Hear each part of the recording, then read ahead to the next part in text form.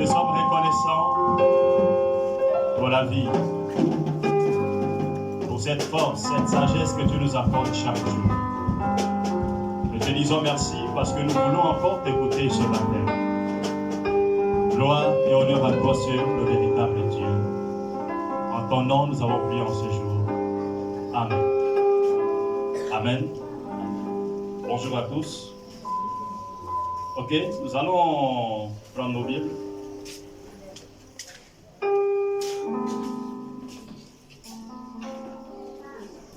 Nous allons aller dans le livre d'Éphésiens, à son chapitre 2.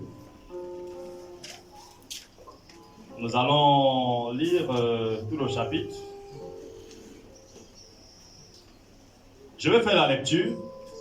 Je suis dans Éphésiens, à son chapitre 2.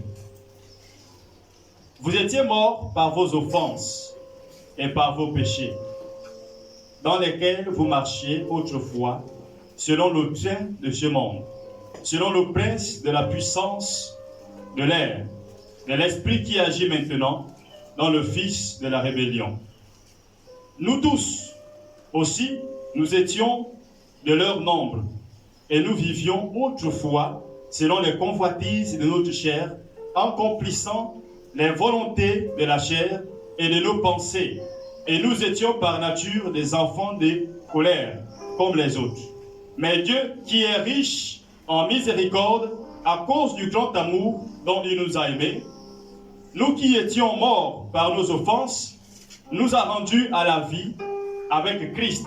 C'est par grâce que vous êtes sauvés.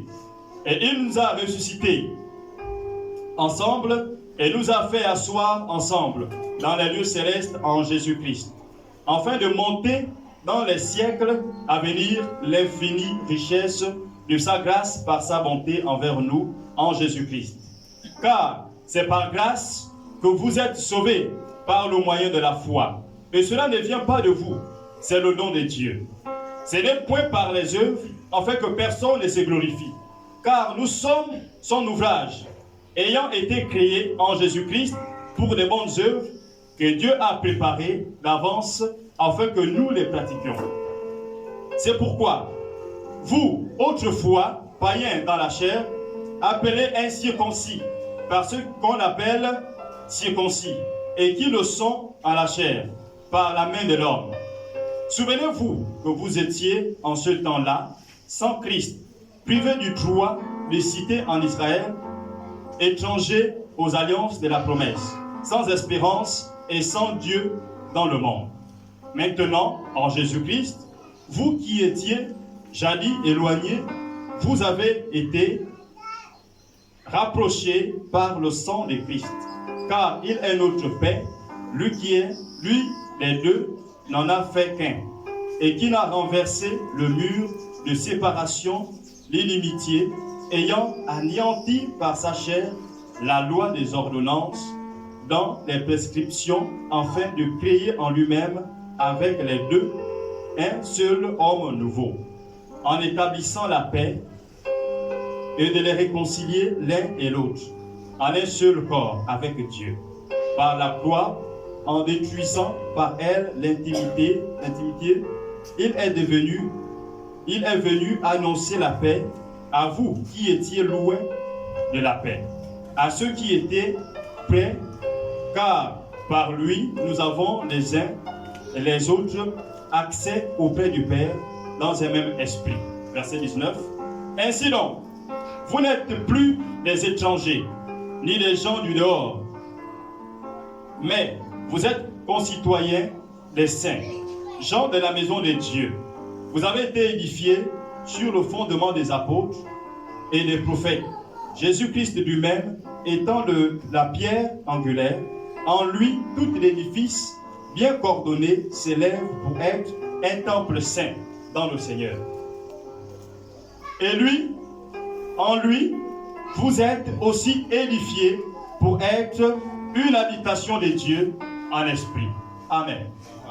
Alléluia. Le thème de mon message ce matin, c'est l'impact de l'identification génétique, ou encore génitale pour d'autres. L'impact de l'identification génétique.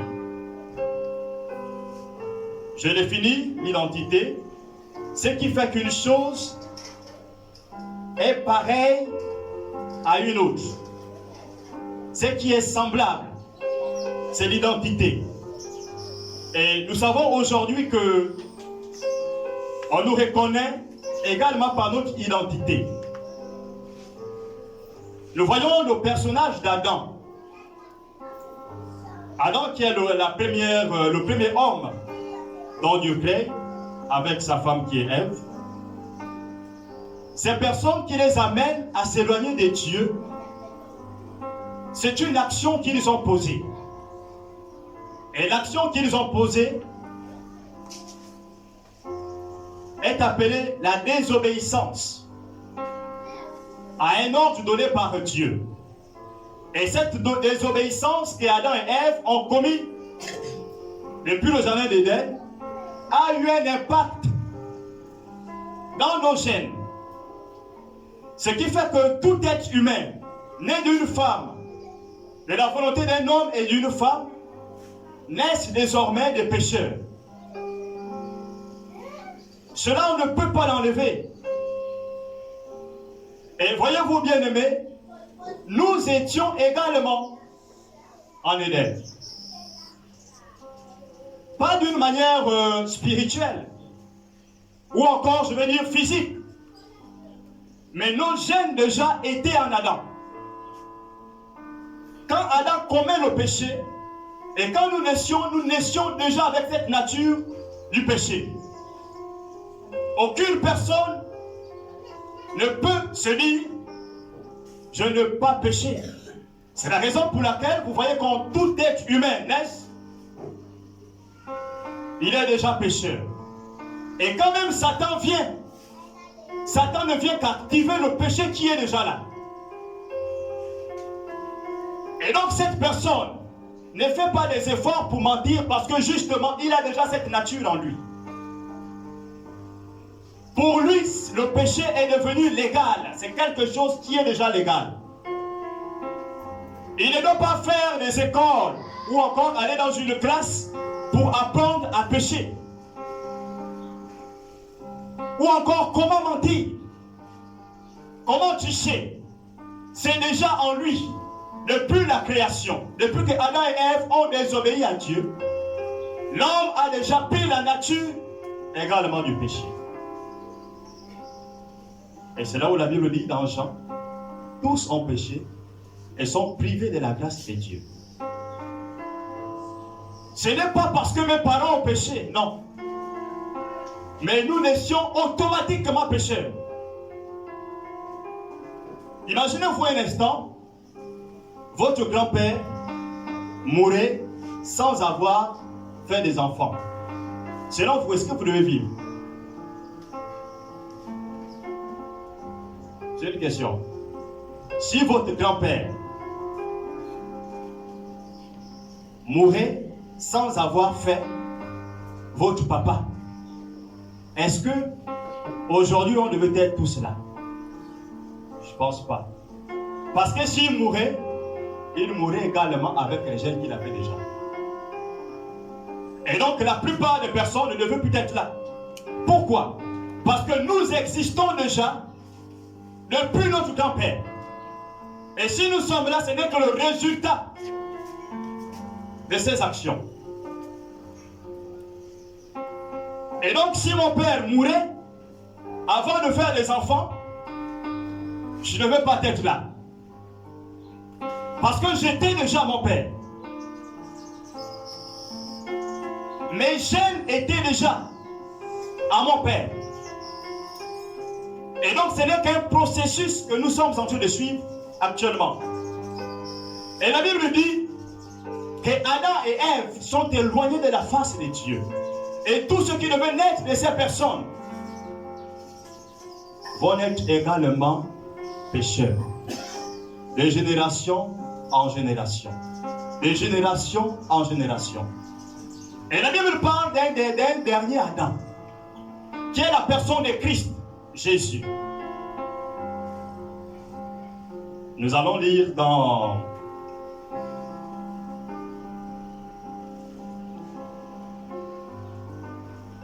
dans le livre de Marc.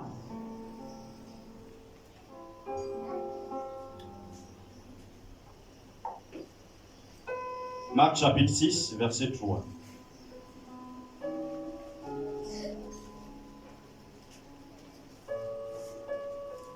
Marc 6, 3. Si quelqu'un a la page. Marc, chapitre 6, à partir du verset 3. Je déclare: N'est-ce pas le charpentier, le fils de Marie, le frère de Jacques, de Jos, de Jude et de Simon? Et ses sœurs ne sont-elles pas ici parmi nous? Il était pour eux une occasion de chute. C'est bon. Alors, bien avant de commenter ce passage, je vais nous prendre le livre de Jean, à son chapitre 1, verset 12, que nous tous, nous pouvons par coutume réciter. La Bible dit: mais à tous ceux qui l'ont reçu, à ceux qui croient en son nom, elle a donné le pouvoir de devenir enfants de Dieu, lesquels sont nés non du sang, ni de la volonté de la chair, ni de la volonté de l'homme, mais de Dieu. Amen.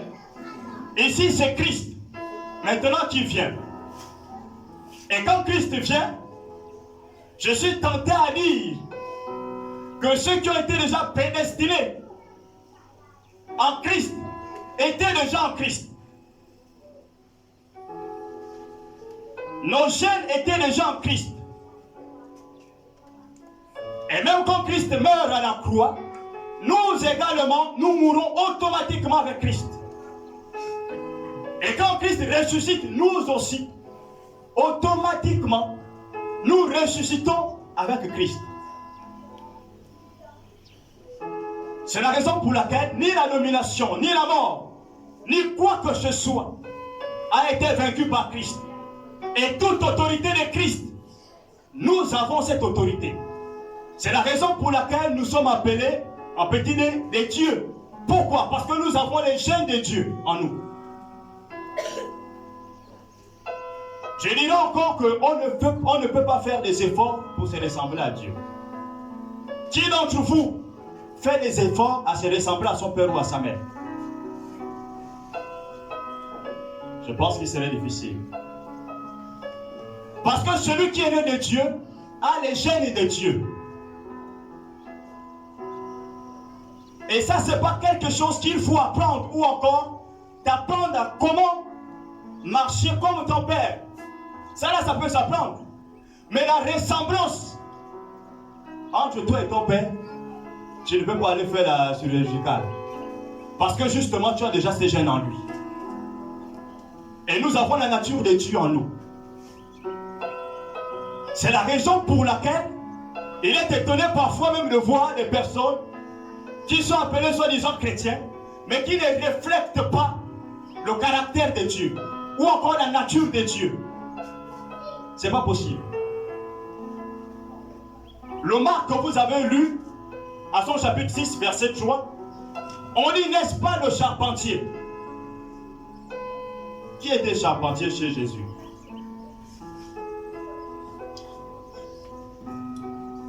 Qui était charpentier? Hein? Qui est Joseph, n'est-ce pas? Joseph faisait de la charpente. Amen.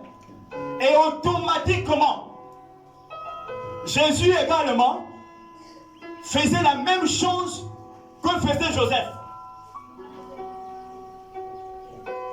Et on pouvait identifier Jésus en étant un charpentier. N'est-ce pas ce charpentier? Pourquoi? Parce qu'on voit que ce que Joseph faisait, mais Jésus aussi faisait. Parce qu'il était à côté de son Père. Et la Bible dit que Christ dit, je ne fais rien de ce que je n'ai vu le Père faire.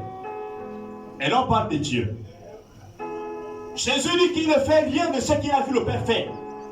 Et donc toute action, logiquement, qu'un enfant de Dieu doit faire, il doit se référer à un Père. Même les actions que nous posons doivent refléter celui que nous servons.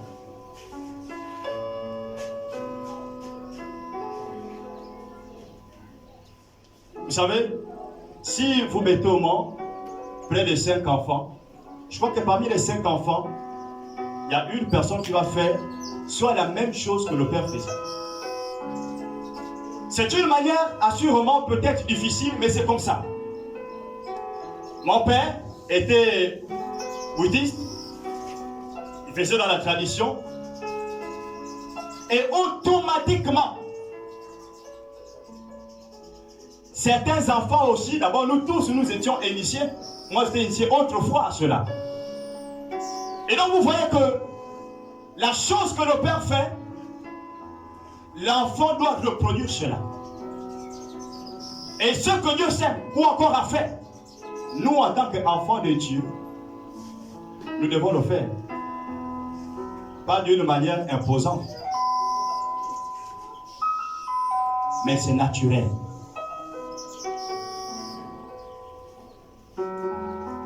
Nous allons voir encore un autre livre qui est dans Luc chapitre 19, versets 8 à 10. Luc 19, 8 à 10. Luc 19, à partir du verset 8, la Bible déclare: mais Zachée, se tenant devant le Seigneur, lui dit: voici, Seigneur, je donne aux pauvres la moitié de mes biens. Et si j'ai fait tort de quelque chose à quelqu'un, je le lui rends le quadruple. Jésus lui dit: le salut est rentré aujourd'hui dans cette maison, parce que celui-ci est aussi un fils d'Abraham. Car le Fils de l'homme est venu chercher et sauver ceux qui étaient perdus. Amen. La Bible dit quoi? Au verset 9, la Bible, Jésus dit ceci: le salut est entré aujourd'hui dans cette maison, parce que celui-ci est aussi un fils d'Abraham. Car le Fils de l'homme est venu chercher et sauver ceux qui étaient perdus. Amen. Et si on le comprend, le verset 9, le salut est entré aujourd'hui dans cette maison. Celui-ci est aussi un fils d'Abraham. En fait, Zachée, quand il a écouté la nouvelle que Jésus devait passer par là, Zachée a décidé volontairement de voir ce Jésus comme partant. Et il a fait voies et moyens. Déjà, il avait certains handicaps.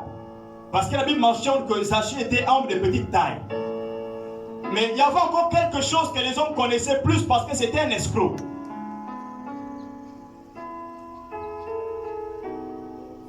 Et dans ça, Zachée est monté sur l'arbre. Jésus lui a vu. Il a dit: aujourd'hui, je vais loger chez toi. Et quand Jésus rentre chez Zachée, l'une des premières choses que Zachée fait, c'est quoi? C'est la restitution de ce qu'il a pris, pas dans la légalité, mais de manière à escroquer les gens. L'une des premières choses à reconnaître un enfant de Dieu, c'est ça, la restitution. Ça, c'est l'une des choses.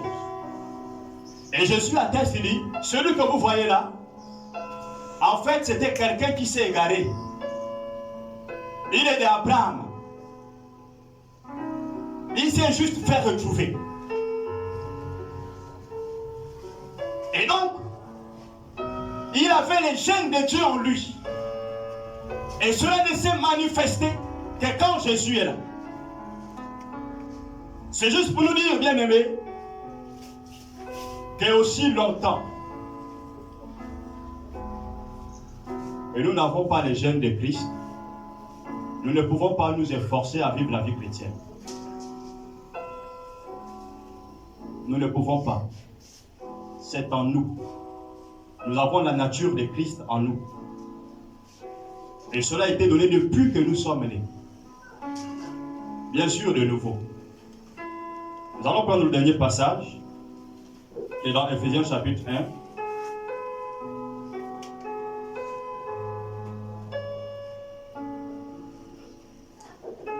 Éphésiens chapitre 1, verset 3 à 5. Béni soit Dieu, le Père de notre Seigneur Jésus-Christ, qui nous a bénis de toutes sortes de bénédictions spirituelles dans les lieux célestes en Christ. En lui, Dieu nous a élus avant la fondation du monde, pour que nous soyons saints et irrépréhensibles devant lui. Nous ayant prédestinés dans son amour à être ses enfants d'adoption par Jésus-Christ, selon le bon plaisir de sa volonté. Amen. Nous avons été prédestinés. Nous sommes le choix de Dieu. Et en tant qu'enfants ou encore fils de Dieu, nous avons la nature de Dieu en nous. Ce sont les gènes qui sont en nous. Nous avons les gènes de Dieu. C'est la raison pour laquelle nous sommes appelés les petits dieux. Alors, bien-aimés, c'était juste pour nous dire, nous devons affirmer notre identité. Nous devons affirmer notre identité.